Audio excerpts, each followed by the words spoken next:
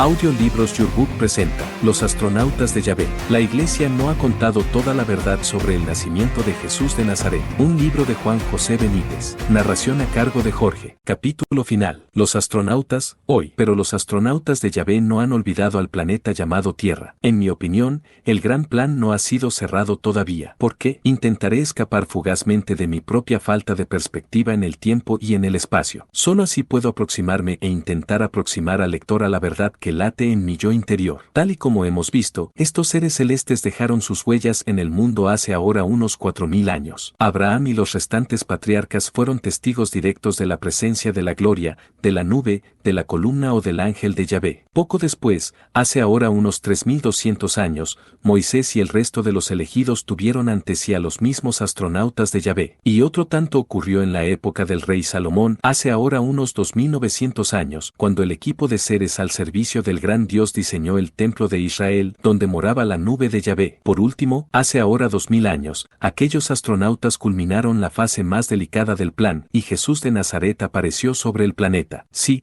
como he afirmado en las primeras líneas de la presente tesis, los astronautas de Yahvé eran seres de carne y hueso, procedentes quizá de otros universos o planos paralelos al nuestro. ¿Cómo es posible que pudieran estar presentes a lo largo de 2000 años? ¿Es que el tiempo, tal y como nosotros lo concebimos, no cuenta para ellos? Naturalmente solo podemos seguir especulando. Y surgen ante mí dos variantes. Primera, que aquellos seres que trabajaron en el gran plan de la redención humana no fueran los mismos a lo largo de esos 2000 años. En este caso, y si los astronautas estaban encadenados a la realidad física del tiempo, como ocurre con el hombre, la única explicación medianamente razonable a esa constante y constatable presencia de los celestes entre los patriarcas y en la mismísima vida de Jesús, es la de un relevo perfectamente organizado. Dentro de un único y monolítico plan, los astronautas, siempre según esta primera hipótesis, habrían ido sucediéndose en las diversas fases del mismo. Quizás sus vehículos, trajes espaciales y medios técnicos pudieron variar con el paso de los siglos. Sin embargo, está claro que no ocurrió lo mismo con su objetivo final. Este fue sostenido con todo rigor. Segunda, que los astronautas fueran los mismos durante los 2000 años de preparación del plan. Esta teoría, lo sé, resulta más dura e irreal. Si nuestro cerebro no está preparado aún para saltar del tiempo o para asimilar otras realidades donde la vida inteligente transcurra fuera de esa dirección única y sin retorno que es el paso de los días, ¿cómo podemos imaginar a unos seres total y absolutamente libres de esta cadena o de este torrente que nos limita implacablemente? Pero, aunque no podamos comprenderlo, ¿por qué negar o cerrar los ojos de la mente a dicha posibilidad? Hace precisamente 2000 años, cuando Pedro tomó las riendas de la Iglesia,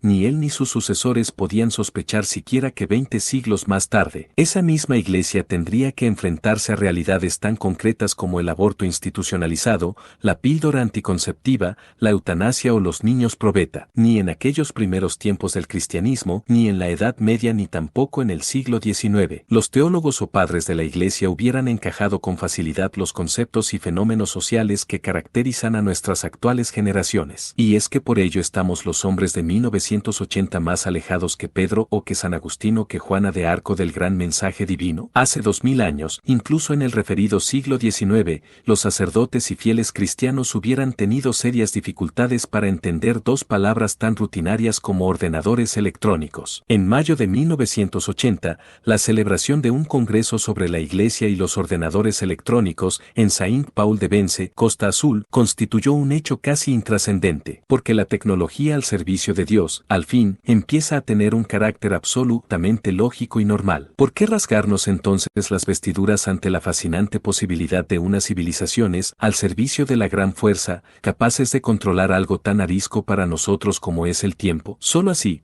siendo capaces de estar dentro de nuestro tiempo y, a la vez, fuera de él, los astronautas podrían haber llevado a cabo misiones tan distintas y distantes en el tiempo como el paso del mar de los juncos, la promulgación de las leyes en el monte Sinaí, la conducción del pueblo elegido hasta Palestina o de los magos hasta la aldea de Belén de Judá. Para estos seres, el paso de las generaciones no representaría ningún trastorno. Esto, incluso, casaría matemáticamente con muchas de sus manifestaciones a hombres como Jacob, Moisés o Joaquín. En aquella aquellas apariciones, los astronautas repitieron sin cesar que eran los mismos que se habían mostrado a los padres y ancestros de estos patriarcas y profetas. Personalmente, y tampoco dispongo de pruebas, me inclino por esta segunda teoría. El dominio del tiempo resulta quizá mucho más natural en seres cuya sabiduría y experiencia les ha llevado prácticamente a las puertas o al interior, quién sabe, de la verdad. Si el Cristo descendió a este mundo para enseñarnos cómo vencer a la muerte, ¿no parece lógico que sus servidores y colaboradores disfrutaran ya de semejante prerrogativa? Einstein nos dio un primer aviso con su teoría de la relatividad. Ni siquiera hoy podemos sostener con firmeza en nuestro cerebro la reducción que sufriría el tiempo de un cosmonauta humano si pudiera ser lanzado al espacio a una velocidad aproximada a la de la luz, 300.000 kilómetros por segundo. 200 años terrestres quedarían reducidos en esas circunstancias a 24 meses. Y ese cosmonauta norteamericano o soviético,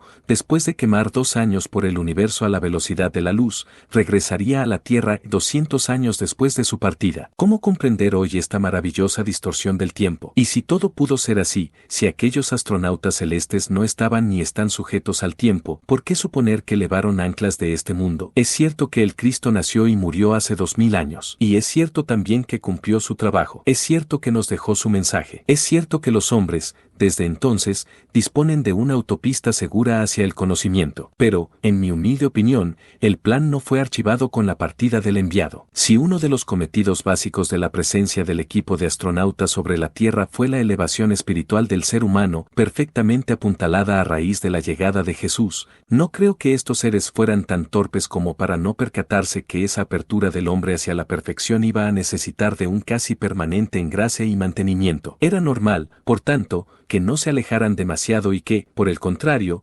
siguieran el devenir de la historia humana con toda atención. Si los israelitas de hace 3200 años eran un pueblo de dura cerviz, ¿cómo podríamos calificar a los hombres de la Santa Inquisición, a los traficantes de esclavos del siglo XVIII o a nuestras generaciones, capaces de hacer estallar ingenios nucleares sobre Japón o de adorar al becerro de oro del dinero o del poder por encima, incluso, de las vidas o de la dignidad humanas? ¿Es que una humanidad semejante no necesita de progresivos empujones o descargas que hagan subir el termómetro de su espiritualidad? ¿Es que esos millones de hombres que han nacido en los últimos 2000 años no han pedido a gritos una respuesta a su profunda inquietud? ¿Es que el género humano no ha necesitado y necesita líderes, señales, milagros o prodigios que iluminen su penoso peregrinaje? Y llegamos al final de mi planteamiento. Curiosamente, sospechosamente diría yo, a partir de los primeros siglos de nuestra era, y conforme ganaba terreno en el mundo la doctrina de Jesús de Nazaret, otros prodigios empezaron a registrarse a lo largo y ancho del planeta. Así, desde los siglos X y XI hasta la primera mitad del siglo XX,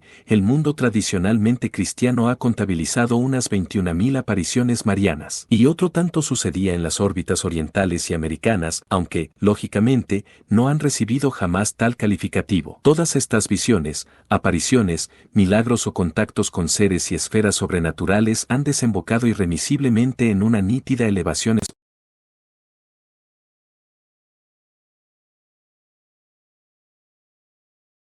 espiritual de los pueblos. Ahí tenemos los ejemplos de Santiago de Compostela,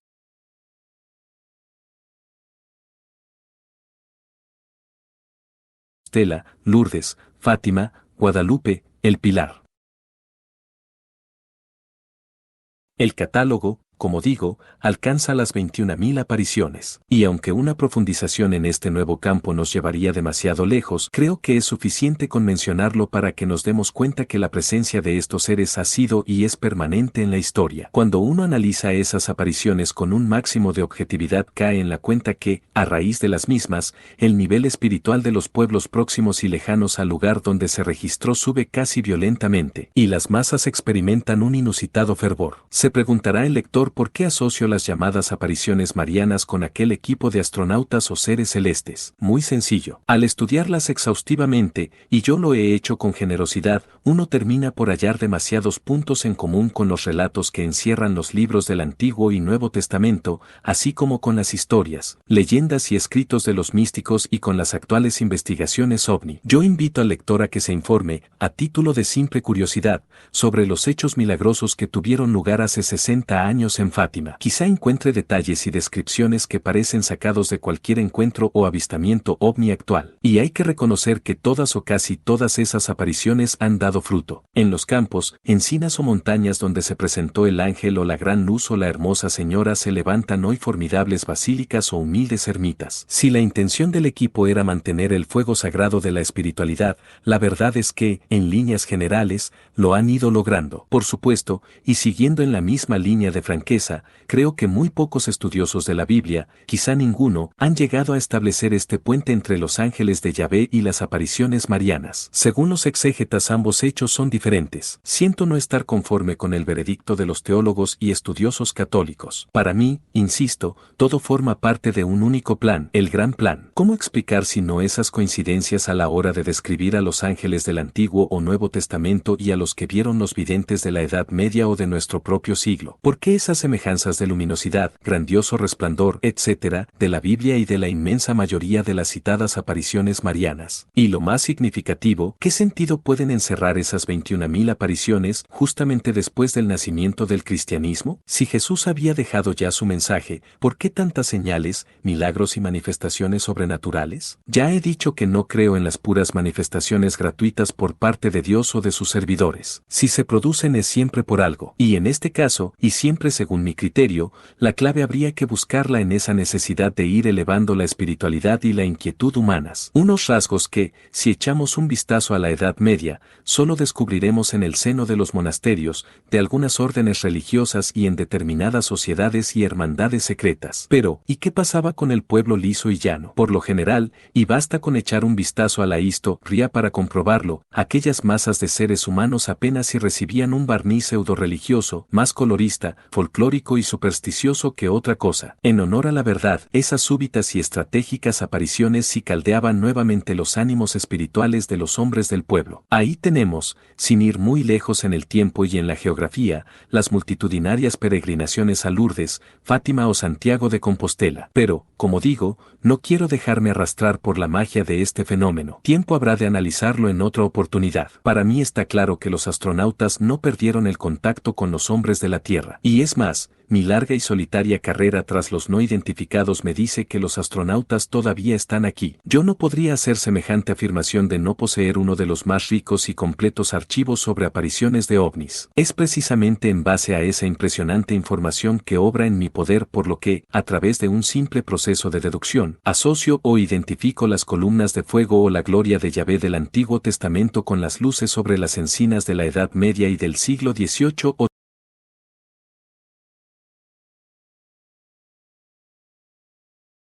XIX y con los actuales discos silenciosos, majestuosos y brillantes que surcan nuestros cielos o aterrizan en los campos. Pero, si este fenómeno se repite, y con qué precisión, desde hace 4.000 años, ¿qué puede desprenderse de la actual presencia ovni en el mundo? Creo que lo he dicho en otras ocasiones. En mi opinión, los ovnis que se ven actualmente pertenecen sin duda a cientos o miles de civilizaciones distintas. Pues bien, es más que probable que algunas de esas naves exteriores estén siendo tripuladas por los astronautas de Yahvé, seres celestes, libres del tiempo y al servicio de la gran fuerza, que siguen muy de cerca la evolución humana. Seres que un día nos fueron dados por custodios. Seres, astronautas, que navegan por nuestros cielos como un día lo hicieron sobre el pueblo elegido o sobre la gruta donde nació Jesús de Nazaret. Seres que todavía trabajan en ese gran plan. Seres que, como hemos visto, no podían mostrarse a los patriarcas o a los discípulos de Jesús o a los hombres del siglo XIV o XIX como realmente son, como astronautas. Esta, quizá, sea la gran diferencia entre nuestra generación y las que poblaron la tierra desde los años de Abraham. Nosotros sí empezamos a estar preparados para comprender algunas verdades. Nosotros sí podemos concebir la más depurada técnica al servicio de la divinidad. Pero han tenido que pasar 4.000 años. Y es muy probable que todavía necesitemos un largo trecho para sentarnos frente a esos hombres de otros universos y retirar el velo que cubre nuestros ojos. Bueno es, a pesar de todo, que el ser humano del astro frío llamado Tierra haya empezado ya a plantearse tal posibilidad. Porque si si todo esto fuera así, ¿no será que habremos encontrado, por añadidura, la razón principal de ese no contacto entre los hombres de nuestro mundo y los que tripulan esas naves exteriores? ¿No estará ocurriendo que son los astronautas celestes quienes, precisamente, esperan con impaciencia que el hombre de la Tierra termine de dar esos pasos en su evolución mental para descender definitivamente? Y tal y como sucedió en la época bíblica, quizá esos astronautas hayan tomado ya la iniciativa y numerosas personas en el mundo saben, intuyen o sienten su presencia, y todos, consciente o inconscientemente, trabajan ya por una nueva humanidad. Ahora, casi sin querer, cuando contemplo las estrellas en mis largas noches de soledad, un escalofrío me estremece. Es que esas naves que yo persigo podrían ser las mismas que un día, hace 2000 años, iluminaron la gruta donde nació el gran enviado, y por qué no, septiembre de 1980. Fin.